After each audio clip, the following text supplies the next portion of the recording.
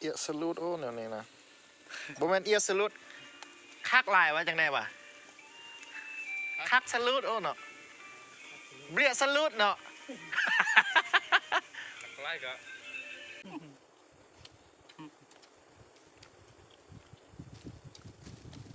มากแบบอันนี้คนบ่เต็มนะนี่นะผู้บ่าวร้อนคือเดียวเนาะคนนั้นเนาะใส่เสียเบาตลอดจักเป็นยังกับแม่ต้มเดี๋ยวนี้นะเวลาฉันจะบอกออกเชื่อได้แล้วบ่เนาะ แสดงมาติดตามดีขนาดเนาะจนพูดว่าสับบาวล็อกเฮดผม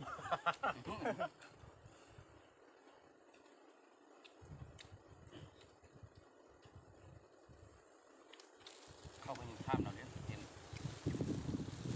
ท็อปเขาเรามาเห็นในนั้นมันยังหรอมันโตมันเลยนะมันก็แบบลึงเนาะ เห็นเพื่อทรงผม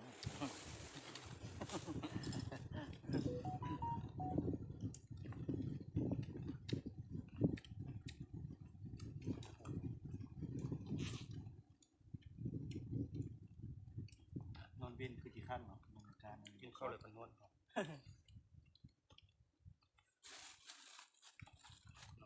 งานนั่นหรอถ้าโมยเต้นเท่ากับนอนน้องเอาเนาะภายในนอนเนาะในใส่ปัดนอนก็ได้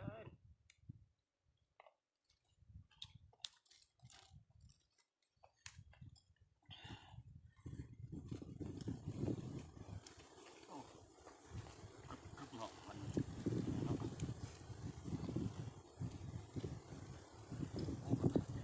เด็กเนี่ยกิน คนยากตั้งใจมาตอนนั้นมันมีแต่ใจนะ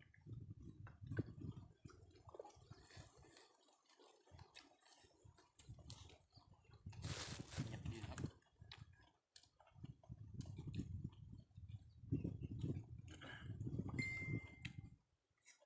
ไป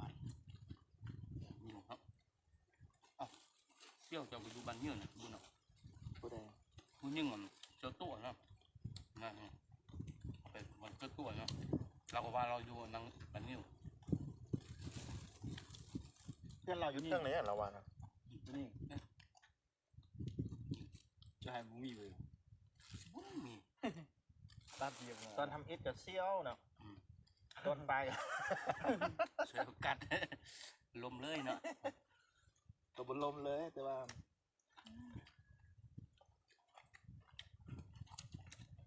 เราก็คุณใหญ่แล้วเนาะเท่แล้วใส่ใจคอผ่านหอดผ่านหนาวมาไล่แล้วคือไปหาทำไมคือเวลา คือครับ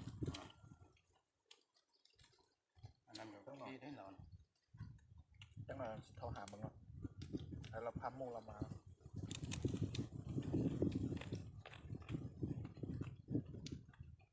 เราท่านป้องกันก็เอาอย่างอ่ะอ้าวจังทั้งเลี้ยงบ่มาแล้ววะเป็นตู้ดุนเหรอบ่มาแล้วตีบุญโต๊ะเจ็ดนาทีกินให้ทานรูปปลอมผมเชื่อว่าออกมาครับเชื่อแล้วเชื่อแล้ว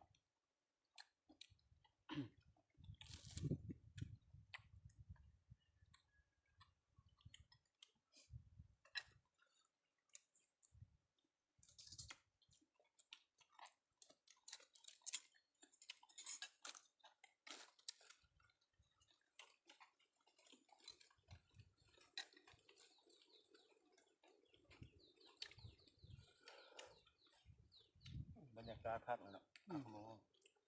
ที่ฮอนกับฮอนคือหนาวบนหนาวเนาะใช่เนาะครับ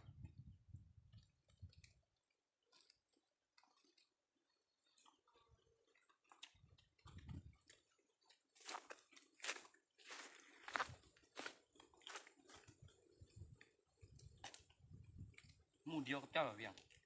ตัวอันวาสิมาเนี่ยนะมู่เดียวกับน้องอ่ะ ทุกอันอันน่ะ ลูกครึ่งเหรอ อืม ชอบแบบ เอานักเรียนน้องนะมา มันยังมีเบอร์เขาเหรอ นักเรียนนั้นที่ค่าผม โอ้โหกุ้มมองมันแม่นักเรียนอาจารย์บุทันอาจารย์เสร็จลูกกุ้มว่าบุทันมาสอนเงาะบุทันสอนทางออนไลน์ สุดเจ้าอ่ะ เอาทำไงนะโตกันง่ายเขาเห็นนั่นครูงาน คุมงานเจ้าเด็กเจ้าก็ไม่ได้ให้ ไป คุมงานขึ้น คันเซ็ตเขาก็มาน้องซื้อๆถ้าเบิ่งแกงกับไอ้แกง เราเวียงกันเลย มาซะดับมา เขายังมาเหรอ มีนั่งนึ่งขึ้นหัวเทา ทางใดเขาคือนี่ จามพิบ ประมาณนี้เข้าเนาะใช่ เข้าก็ได้นะริมจนเข้า ทำจึงเข้าใจกันดีน้อยเขาลิ้นตู้ส่วนสิผู้จักเขาเสียงลายเส้นสิบุญเนาะ ท่าเด้น้องบดเคย